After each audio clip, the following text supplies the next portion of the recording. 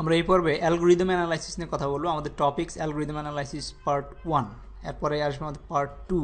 তো অ্যালগরিদম অ্যানালাইসিসটা কি?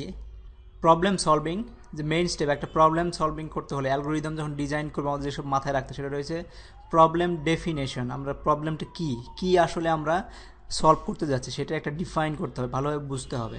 নেক্সট আছে অ্যালগরিদম ডিজাইন, অ্যালগরিদম স্পেসিফিকেশন। যে প্রবলেমটা আমরা বুঝলাম তার উপরে থেকে আমাদের অ্যালগরিদমটা ডিজাইন করতে হবে এবং অ্যালগরিদমের বা স্পেসিফিকেশন লিখতে হবে যে আমরা কী ধরনের জিনিস আমরা চাচ্ছি, এটা ইনপুট কী হবে, আউটপুট কী হবে এবং কী ধরনের ম্যানিপুলেশন হবে, সেই স্পেসিফিকেশনটা লিখতে হবে। নেক্সট হচ্ছে অ্যালগরিদম অ্যানালাইসিস।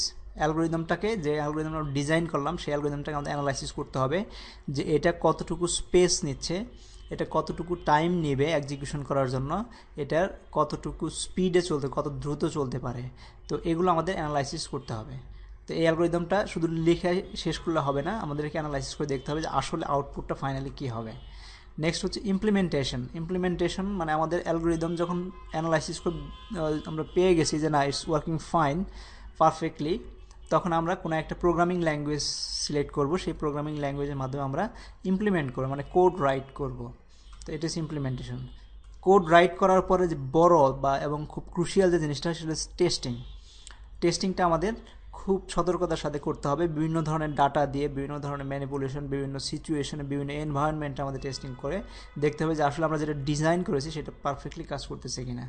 নেক্সট হচ্ছে মেইনটেনেন্স হচ্ছে এটা অপশনাল।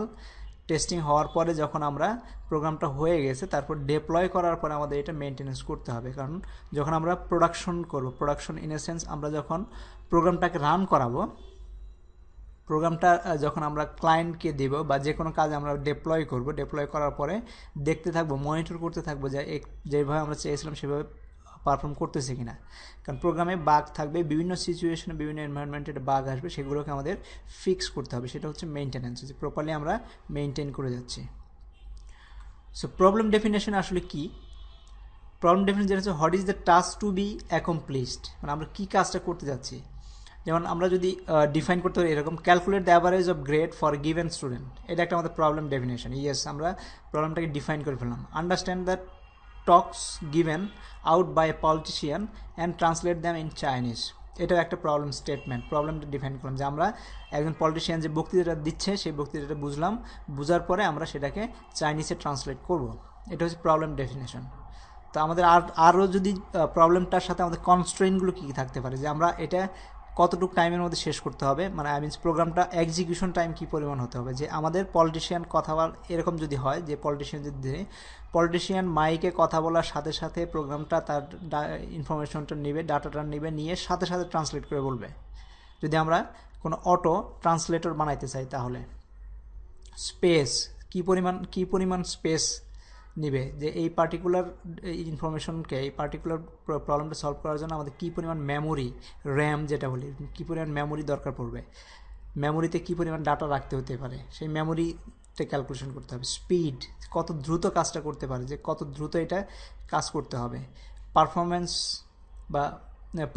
রিকোয়ারমেন্ট, আমাদের যে রিকোয়ারমেন্টগুলো থাকবে প্রবলেম ডেফিনেশনের সাথে সাথে এই কনস্ট্যান্টগুলো বলতে হবে, যে এটা দ্রুত হতে হবে না 2 সেকেন্ডের মধ্যে হলে হবে, বা 3 সেকেন্ডের মধ্যে, বা এটা একটা 1 GB মেমোরির দরকার পড়বে, বা এটা স্পিডে কাজ করতে পারবে, যে কিবোর্ড কি চাপ দেওয়ার সাথে সাথে কত স্পিডে কাজ করবে, সেই জিনিসগুলো আমাদের রিকোয়ারমেন্টে আসতে হবে। সো অ্যালগরিদম সেকেন্ড যেটা আমরা দেখেছি, algorithm design and specification. Algorithm ডিজাইনে যেটা হবে, algorithm finite set of instruction that if followed accomplishes a particular task. তার মানে আমাদের ফাইনাইট সেট অফ ইনস্ট্রাকশন, মানে স্টেপ বাই স্টেপ, যেটা আমরা বলি যে কোনো একটা কাজ করতে হলে স্টেপ বাই স্টেপ ইনস্ট্রাকশন যেটা দেই, সে ইনফাইনাইট হতে হবে না, একটা জায়গায় গিয়ে এটা শেষ হতেই হবে, এন্ড হতে হবে। তো এরকম সেট অফ ইনস্ট্রাকশন দিয়ে যেটা শেষ পর্যায়ে আসলে একটা কাজ, যে প্রবলেমটা আমরা ডিফাইন করলাম বা যে কাজটা করতে যাচ্ছে সেই কাজটা হবে, সেটাকে বলে অ্যালগরিদম। তো describe in natural language, pseudocode, diagrams etcetera. তো অ্যালগরিদমটাকে আমরা লিখে ডিসক্রাইব করি কীভাবে, ন্যাচারাল ল্যাঙ্গুয়েজ, যেরকম আমরা ইংলিশে লিখি, যেরকম স্টেপ বাই স্টেপ লিখি, do first take the input from, do first second, step 2 take the memory allocations, do blah blah blah, যেভাবে আমরা ন্যাচারাল ল্যাঙ্গুয়েজে ইংলিশে লিখে দেখতে পারি। সুডোকোড হচ্ছে অ্যালগরিদম লেখার জন্য একটা মিডল ল্যাঙ্গুয়েজ, এটা কোনো প্রোগ্রামিং ল্যাঙ্গুয়েজ না বা ন্যাচারাল ল্যাঙ্গুয়েজ না, ইন বিটুইন একটা ল্যাঙ্গুয়েজ, প্রোগ্রামিং ল্যাঙ্গুয়েজ এবং ন্যাচারাল ল্যাঙ্গুয়েজ মিক্স করে একটা শুরু করে আমরা দেখবো এক্সাম্পলটা।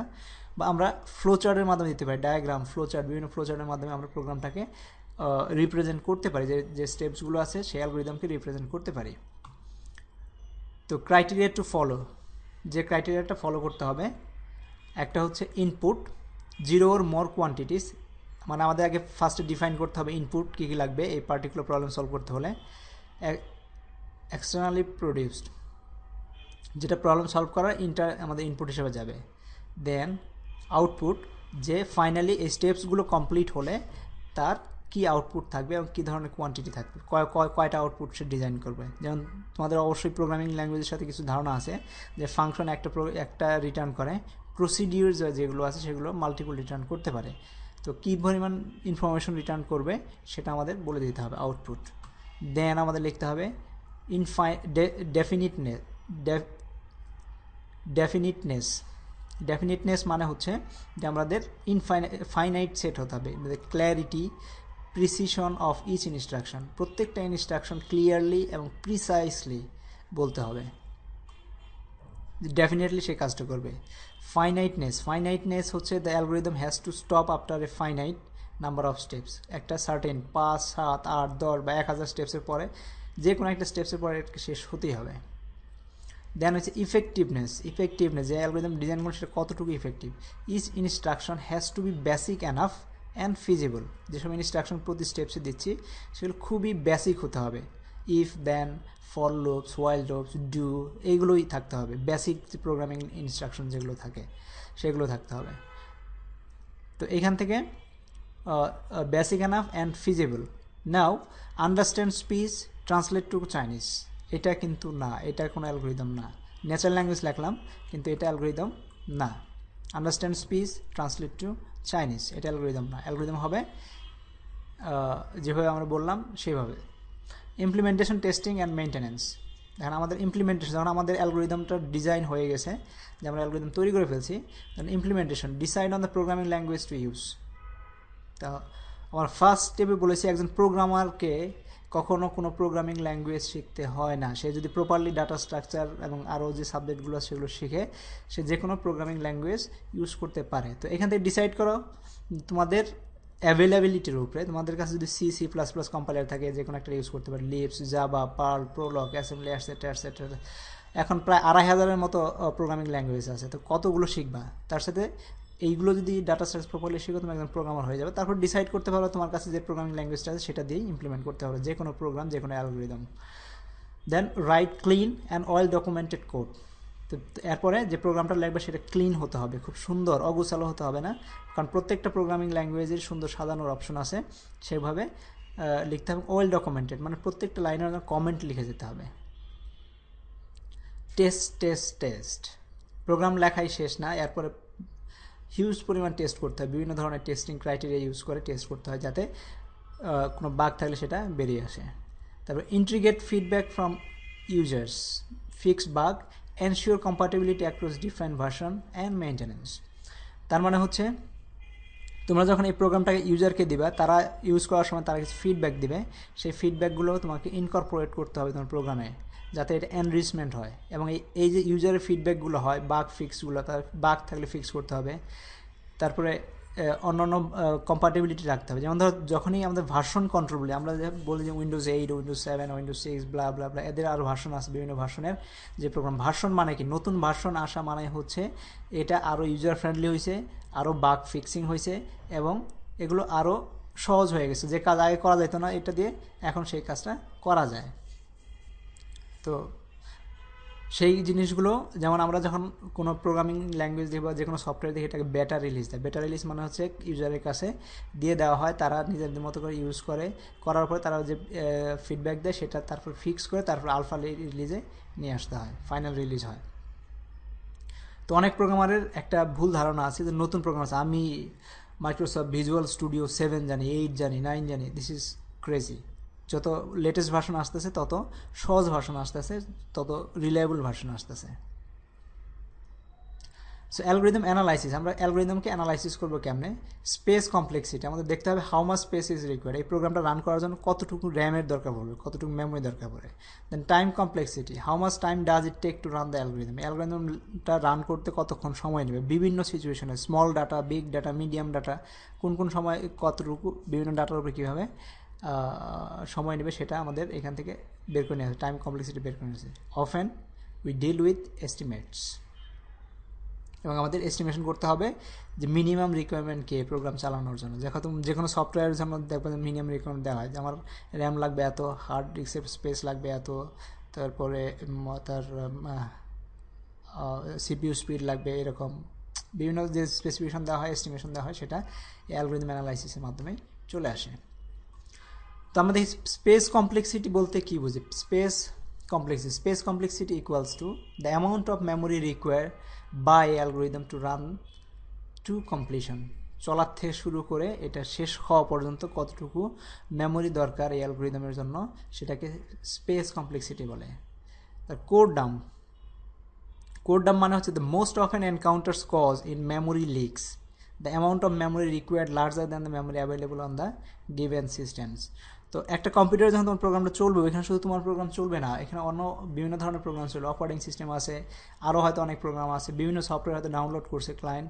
তো বিভিন্ন সফটওয়্যার যখন রান করতেছে তাদের মতো করে তারা মেমোরি নিয়ে নিছে, এখন তোমার প্রোগ্রামের জন্য যে মেমোরিটুকু দরকার সেই মেমোরি যদি না পাওয়া যায় তখন এটা কোড ডাম্প দিয়ে বসবে যে আমার মেমোরি দরকার, মেমোরি পাচ্ছি না, সে এক্সেপশন দিয়ে বেরিয়ে আসবে, তোমার প্রোগ্রামটা ক্র্যাশ করবে। So some algorithm may be more efficient if data completely loaded into memory. তো কিছু কিছু অ্যালগোরিদম আছে যে অ্যালগোরিদমে যদি আমরা প্রোগ্রামটা শুরু করার আগে সবগুলো ডাটা, যে ডাটাগুলো নিয়ে কাজ করবো, যে ম্যানিপুলেশন করব, সেই ডাটা পুরাটাই যদি আমরা র্যামে লোড করে নেই তাহলে তো দ্রুত কাজ করবে। কিন্তু অনেক সময় আছে যে আমরা সব মেমোরি হয়তো পাবো না। Then need to look also at system limitation, আমাদের সিস্টেমের লিমিটেশন আছে, কারণ সব আমাদের যে মেমোরিতে নেওয়ার জন্য যে ডাটাগুলো মেমোরিতে নিলে হয়তো আমাদের মেমোরি পাওয়া যাবে না। তো সেই জিনিসগুলো কমপ্লেক্সিটিগুলো চিন্তা করতে হবে যে তোমার অ্যালগোরিদম মিনিমাম কত মেমোরি পাইলে কাজ করতে পারবে। তো classify 2 GB of text example হিসাবে in various categories, politics, tourism, sports, natural disaster etcetera. Can I afford to load the entire collection? মনে করো আমার 1 GB ডাটা আছে, 1 GB র্যাম আছে আমার কম্পিউটারে, তো এখন যদি আমি 2 GB ডাটা যদি আমি লোড করতে চাই মেমোরিতে, আমি পারবো না, কারণ হচ্ছে এই 1 GB মেমোরির মধ্যে, র্যামের মধ্যেও আমাদের ম্যাক্সিমাম অপারেটিং সিস্টেমে ইউজ করছে বা অন্যান্য প্রোগ্রামে ইউজ করতেছে, আমার কাছে খুবই অল্প পরিমাণ মেমোরি আমার জন্য বেঁচে থাকবে। সেই মেমোরি নিয়ে আমাদের অ্যালগোরিদম কাজ করতে পারবে কি পারবে না, রান করতে পারবে কি পারবে না, সেটা আমাদের চেক করতে দেখতে হবে। Space complexity. The fixed part, the size required to store certain data variables that is independent of the size of the problems. তো ফিক্সড পার্ট মানে হচ্ছে যে আমাদের যে প্রোগ্রামগুলো আছে, যে প্রোগ্রামগুলোর ভেরিয়েবল ডাটা, মনে করেন আমি 6000 টেক্সট নিয়ে কাজ করব, ঠিক আছে, কিন্তু এই 6000 টেক্সট কাজ করার জন্য আমাদের হয়তো আরও সারাউন্ডিং কিছু ডাটা রাখতে হতে পারে। সো সেই ডাটাগুলো আমাদের ভেরিয়েবল, যে ভেরিয়েবলগুলো ডিক্লেয়ার দরকার হতে পারে, সেইগুলোকে আমাদের ফিক্সড ভেরিয়েবল, ফিক্সড পার্ট বলতে, যেগুলো লাগবেই আমাদের, এগুলো ছাড়া আমরা কাজ করতেই পারবো না। So name of the data collection, মানে যেমন ধরো আমার ডাটা কালেকশন করার জন্য যে নামটা, যে ভেরিয়েবলের নামটা ব্যবহার করছে সেটার জন্য আমাদের মেমোরি দরকার পড়বে।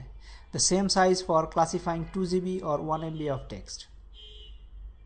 এখন আমি 2 GB ডাটা নিয়ে কাজ করি বা 1 MB ডাটা নিয়ে কাজ করি, কিন্তু আমার যে ভেরিয়েবল ডিক্লারেশনগুলো আছে, ফিক্সড ভেরিয়েবল ডিক্লারেশন, সেগুলোর জন্য যে স্পেস লাগবে সেটা অবশ্যই লাগবে, সবসময় লাগবে, এটা কনস্ট্যান্ট, এটা ভেরিয়েবল না, কারণ কনস্ট্যান্ট হিসাবে মেমোরি লাগবে। আরেকটা হচ্ছে ফিক্সড পার্ট দেখলাম, একটা অ্যালগোরিদমের মেমোরির ফিক্সড পার্ট আছে, আর আরেকটা আছে variable part. Space needed by variables whose size is depend on the সাইজ অফ দ্য প্রবলেমস। যেমন স্পেস কতটুকু দরকার পড়বে সেটা ডিপেন্ড করে কতগুলো, কী পরিমাণ ডাটা নিয়ে কাজ করতেছি। যেমন actual text, load 2 GB of text versus load 1 MB of text. তার মানে আমি হয়তো একটা সার্চ অ্যালগোরিদম যদি তৈরি করি, সেখানে আমি যদি 6 লাখ ওয়ার্ড নিয়ে কাজ করি, 1 ধরনের ডাটা লাগবে, যদি 2 লাখ ওয়ার্ড নিয়ে কাজ করি 1 ধরনের মেমোরি লাগবে। তো এটা ডিপেন্ড করে, এটা ভেরিয়েবল সাইজ। তো ফিক্সড পার্ট একটা, আর হচ্ছে ভেরিয়েবল পার্ট একটা। স্পেস কমপ্লেক্সিটি আমরা এখন এক্সাম্পল দেখি। এস অফ পি প্রবলেমটার স্পেস কমপ্লেক্সিটিকে আমরা এইভাবে রিপ্রেজেন্ট করব equals to constant C. C হচ্ছে যে কনস্ট্যান্ট, যে ফিক্সড পার্ট, আমরা এর আগে যেটা দেখে আসছি ফিক্সড পার্ট এই অংশটুকুর যে মেমোরি লাগবে সেটা অবশ্যই লাগবে, constant plus space instance characters, মানে constant amount plus instance character, মানে ভেরিয়েবল পার্টের জন্য ডিপেন্ড অন কতগুলো ভেরিয়েবলের জন্য কতগুলো ডাটার জন্য কত লাগবে সেটার উপর নির্ভর করে আমরা এই ফর্মুলার মাধ্যমে ক্যালকুলেট করতে পারি স্পেস কমপ্লেক্সিটি। আমরা এক্সাম্পল দেখি, ভয়েড, এটা C++ লেখা, সিতেও কাজ করবে এটা, ভয়েড ফ্লোট সাম ফ্লোট পয়েন্টার এ, তার মানে আমরা একটা অ্যারেকে আমরা এখানে পাস করতে চাচ্ছি ইনপুট int n, কতগুলো ডাটা আছে সেটাকে জানানোর জন্য। ফ্লোট s ইকুয়ালস টু 0, এইটার জন্য আমাদের একটা কনস্ট্যান্ট ডাটা লাগবেই, যেমন s equals to 0। For int I equals to 0, I is less than n, I plus plus then s plus equals to a of i, মানে আমরা এই যে অ্যারেটা আছে অ্যারের সব ভ্যালুগুলোকে যোগ করে যাচ্ছি এবং s এ প্রেজেন্ট করতেছি। তো এখন এই অ্যারেটা রিটার্ন s, আমরা সামটা রিটার্ন করতেছি। এই অ্যারেটা যদি 4টা আইটেম নেওয়া হয়, ফ্লোটিং পয়েন্ট 4টা আইটেম নেওয়া হয়, তাও আমার এসের এই জায়গাটুকু লাগবে, যে 3টা হয়, যে 5000 হয়, 7000 হয়, তাও আমার এই জায়গাটুকু, তার মানে এটা হচ্ছে কনস্ট্যান্ট ডাটা, এটা হচ্ছে কনস্ট্যান্ট পার্ট, আর এটা হচ্ছে ভেরিয়েবল পার্ট। এই যে মেমোরিটা লাগতেছে এটা হচ্ছে ভেরিয়েবল পার্ট। এনটা হচ্ছে কনস্ট্যান্ট পার্ট, কারণ এন আমরা সবসময় একটা ডাটায় দেবো, এগুলো কনস্ট্যান্ট পার্ট। আইটা হচ্ছে কনস্ট্যান্ট পার্ট। এই মেমোরিগুলো আমাদের লাগবেই, এই এস আই এন এগুলো, কিন্তু ফ্লোট এটা হচ্ছে ভেরিয়েবল, আমি জানি না কতগুলো ডাটা আসবে সেটার উপর নির্ভর করবে এটার সাইজ। কারণ স্পেস কত হবে তাহলে, 1 ওয়ার্ড ফর এন, এনের জন্য একটা 1 word for passed by reference, এটার জন্য এই যে রেফারেন্সের জন্য একটা ওয়ার্ড লাগবে, 1 ফর আই কনস্ট্যান্ট আইয়ের জন্য।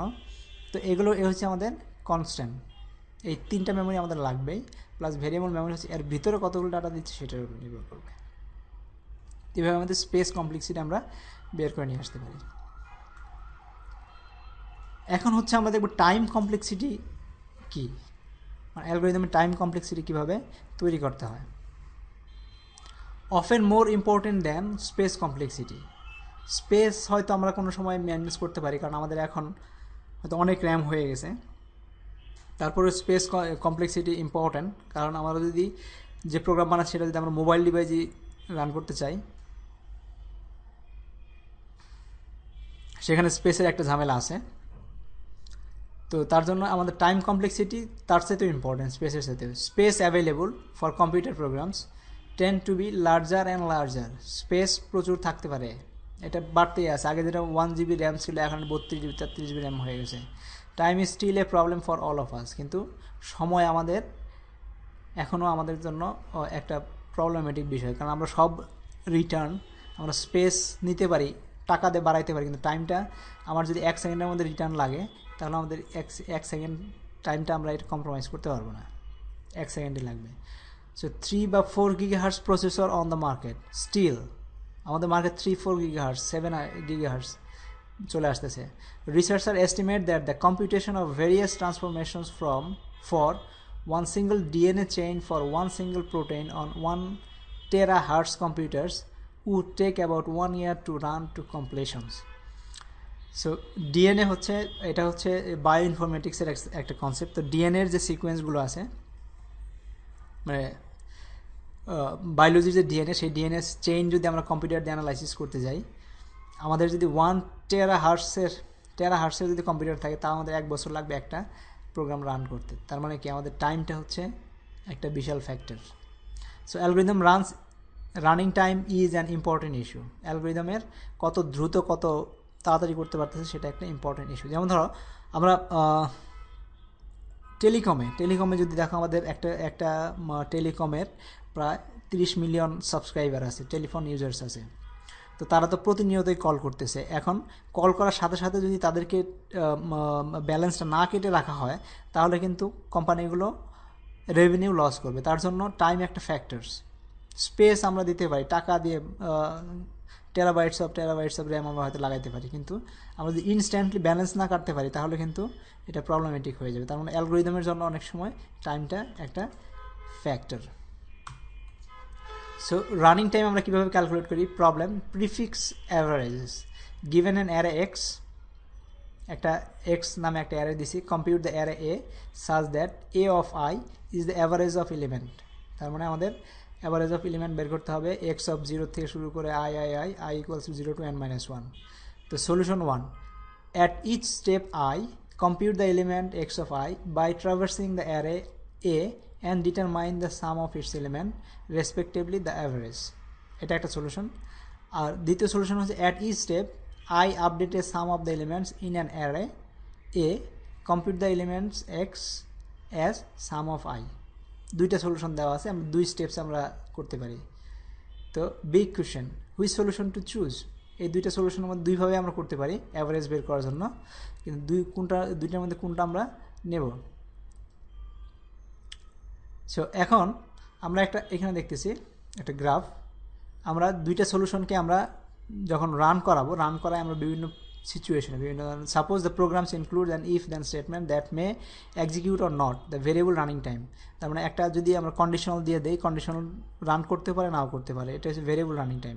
Typically algorithm are measured by their worst case. একটা ওর্স্ট কেসে মেজার করা হয়। একটা অ্যালগোরিদম আমরা তৈরি করলাম, সেই অ্যালগোরিদমকে আমরা বিভিন্ন সিচুয়েশনে বিভিন্ন ডাটা সাইজ অফ ডাটায় আমরা রান করাবো। মনে কর A B C D E F এগুলো বিভিন্ন সময় রান করা হয়েছে। তো এই সময় এ সিচুয়েশনে হয়তো ডাটা বেশি ছিল বা ছিল বা মেমোরি কম ছিল, স্পেস কম ছিল, এই টাইমে এই সিনারিওতে সে 5 মিলি সেকেন্ড নিচ্ছে এক্সিকিউট করতে, বিতে সে 3 and something মিলি সেকেন্ড নিচ্ছে, সিতে 4 and মিলি সেকেন্ড, ডিতে হচ্ছে more than or about to 5 millisecond নিচ্ছে, ইতে এটা নিছে বাই 2.5, এফতে এইভাবে নিছে। এগুলো হচ্ছে যে বিভিন্ন কম্পিউটার মানে প্রোগ্রামটা নিয়ে বিভিন্ন কম্পিউটার রান করায় দেখানো হয়েছে, বিভিন্ন এনভায়রনমেন্ট বিভিন্ন সিচুয়েশনে বিভিন্ন ডাটা সাইজ জন্য রান করায় দেখানো হয়েছে, দেখে তার একটা অ্যাভারেজ বের করা হয়েছে, একটা গ্রাফ তৈরি করা হয়েছে। এর মধ্যে দেখা যাচ্ছে এটা হচ্ছে বেস্ট কেস। এই সিনারিওতে এই প্রোগ্রামটা সবচাইতে ভালো চলছে, সবচেয়ে কম সময় চলছে টাইম। আর এগুলো হচ্ছে অ্যাভারেজ কেস, মোটামুটি এর মধ্যেই চলে। আর এটা হচ্ছে ওর্স্ট কেস, সবচাইতে খারাপ সিনারিও। মানে এই প্রোগ্রামটা যদি খারাপ অবস্থা, যেমন খুব ছোটো একটা কম্পিউটার ব্যবহার করা হয়, 1 MB র্যাম, এত স্পেস, ব্লা ব্লা ব্লা, ওই সময় সে 5 মিলি সেকেন্ড নিয়ে এটা রান করতে। তো এই সিনারিওতে এটা হচ্ছে ওর্স্ট কেস। তো আমাদের রানিং টাইমটা ক্যালকুলেশন করা হয় ওর্স্ট কেসকে বেস করে। তার মানে typically algorithm are measured by their worst case. আমরা বেস্ট কেস কখন দেখবো না, আমরা বলতে পারবো না যে আমরা 2.5 সেকেন্ডে আমরা এই জিনিসটা কমপ্লিট করতে হবে, আমাদের বলতে হয় 5 মিলি সেকেন্ড লাগবে, ম্যাক্সিমাম 5 মিলি সেকেন্ড লাগবে। এটা হচ্ছে অ্যালগোরিদমের রানিং টাইম। তো এক্সপেরিমেন্টাল অ্যাপ্রোচ যদি আমরা দেখি, write a program that implements the algorithm, run the program with different set of variables varying size. মানে বিভিন্ন যে তোমরা একটা এক্সপেরিমেন্ট করতে হবে, একটা প্রোগ্রাম লিখে বিভিন্ন জায়গায় বিভিন্নভাবে বিভিন্ন ডাটা বিভিন্ন মেশিনে রান করে দেখো কতক্ষণ লাগে। Determine the actual running time using a system call to measure time. তো প্রোগ্রামের মধ্যে একটা টাইমিংয়ের দিয়ে দাও যে স্টার্ট থেকে এন্ড পর্যন্ত কতক্ষণ লাগলো, তাহলে বিভিন্ন প্রোগ্রামে রান করে দেখো প্রবলেম কোন জায়গায় ভালো চলে কোন জায়গায় খারাপ চলে। তো it is necessary to implement and test the algorithm in order to determine it's running time. প্রোগ্রামটা লিখতে হবে, লিখে বিভিন্ন জায়গায় রান করে দেখতে হবে, অবশ্যই করতে হবে প্রোগ্রামটা রানিং টাইম জানার জন্য। Experiment can be done only on a limited set of inputs but may not be indicative of the running time for other inputs. The same hardware and software should be used in order to compare two algorithm condition very hard to achieve. তো এটা হচ্ছে আমরা যেটা আগে বললাম যে বিভিন্ন computer বিভিন্ন মেশিনে তুমি রান করা দেখো বিভিন্ন এনভায়রনমেন্টে, সেটা হচ্ছে একটা অ্যালগোরিদমের ক্ষেত্রে। কিন্তু দুইটা অ্যালগোরিদমের মধ্যে থেকে তোমাকে চুজ করতে হয় যে কোনটা ভালো, তাহলে দুইটাই ওই যেসব জায়গায় রান করছে সেই সেম হার্ডওয়্যার সেম সফটওয়্যারে রান করতে হবে। রান করতে গিয়ে তোমাদের ভেরিফাই করতে হবে কোনটা ভালো, দুইটার মধ্যে কোনটা বেশি পারফরমেন্স ভালো দিচ্ছে, তো এটা চেক করে দেবে। এই জন্য টেস্টিং ইজ ভেরি ইম্পর্টেন্ট। তো একটা প্রোগ্রাম লেখলে তোমার মেশিনে খুব ভালো কাজ করে, এটা তোমার ফ্রেন্ডের মেশিনে নিয়ে যাবে কাজ করবে না, কারণ তোমার মেশিনে হয়তো অনেক কিছু আছে যেটা তোমার ফ্রেন্ডের মেশিনে নাই, তার জন্য টেস্ট করতেই হবে। তো use a theoretical approach is based on high level description of the algorithm rather than language dependent implementation. Theoretical মানে হচ্ছে যে আমরা অ্যালগোরিদমটাকে, এটা হচ্ছে যে এই একই প্রোগ্রাম হয়তো C++ এক ধরনের কাজ করবে, সিতে এক ধরনের কাজ করবে, জাভাতে এক ধরনের কাজ করবে, বা C# এক ধরনের কাজ করবে, ভিজুয়াল.net এক ধরনের, ভিজুয়াল বেসিক.net এক এক প্রোগ্রামে এক ধরনের কাজ করতে হবে। কিন্তু আমরা সেটা দেখবো না, আমরা অ্যালগোরিদমের মধ্যে আমরা চেক করবো যে আসলে এটা হাই লেভেল ডেসক্রিপশন থেকে মোটামুটি কী ধরনের জিনিস পাওয়া যায়। Make possible an evaluation of the algorithm that is independent of the hardware and software environment generally. তার মানে এমন একটা প্রোগ্রাম অ্যালগোরিদম তৈরি করতে হবে যেটা হার্ডওয়্যার সফটওয়্যার ইন্ডিপেন্ডেন্ট হবে। তো অ্যালগরিদম ডেসক্রিপশন, অ্যালগরিদম আমরা কীভাবে লিখি? তো how to describe algorithm independent of programming language, কীভাবে আমরা প্রোগ্রামিং ল্যাঙ্গুয়েজ ইন্ডিপেন্ডেন্ট অ্যালগরিদম লিখব। Pseudocode, A description of an algorithm that is more structured than usual pros, more structured than usual prose but less formal than a programming language. So example, find a maximum elements of an array. Algorithm হচ্ছে array max a small n. Input an array is storing an integers. Output হবে the maximum element in a, যেটা input লিখতে আগে describe করে গেছি, input output. Current max, এই error মাধ্যমে হচ্ছে এই ভ্যালুটা অ্যাসাইন করা হবে এখানে a of 0 for i equals to 1 to n-1 do, মানে perform. If condition current max less than a of i, then current max এর ভিতরে এই ভ্যালুটাকে অ্যাসাইন করতে হবে, রিটার্ন কারেন্ট ম্যাক্স। এটা independent, language independent algorithm.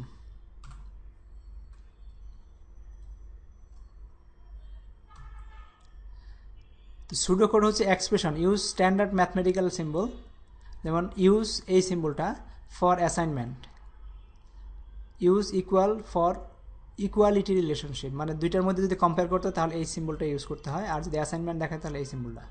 Method declaration, algorithm name, parameter 1, parameter 2, আর programming construct, decision structure, if then else, এইটা আমরা ইউজ করব ডিসিশন যদি নিতে হয়। হোয়াইল লুপ, হোয়াইল ডু, এটা হোয়াইল ডু হিসেবে ইউজ করব সুডোকোডের মধ্যে। Repeat loops, repeat until, for loops, for do, array indexing, a of third ব্র্যাকেটের মধ্যে আই। মেথড হচ্ছে calls, object method, arguments, return, return value, use comments. Instruction have to be basic enough and feasible, সব ইনস্ট্রাকশনগুলো খুব সহজ এবং basic হতে হবে। Then low-level algorithm analysis based on primitive operation, low-level computations independent from the programming language. Make an addition equals to 1 operations, calling a method or returning from a method equals to 1 operations, index in an array equals to 1 operations, comparison equals to 1 operations. So method যেখানে আমরা বলছি inspect the pseudocode and count the number of primitive operation executed by the algorithm. এগুলো হচ্ছে primitive operation, এই primitive operation কতগুলো আছে সেগুলো আমাদের ক্যালকুলেট করতে হবে। তো এক্সাম্পল দেখি, algorithm array max a n, input array a storing an integers, output the maximum elements in a, current max a of 0 assign, for i assign 1 to n-1 do, if current max is less than a of i, then current max a of i, current max এই ভ্যালুটা attend করে return. How many operations, এখানে কতগুলো operations আছে গুণে দেখতে হবে। এই একটা অপারেশনস, 1 2 3 4 5, 4টা অপারেশনস।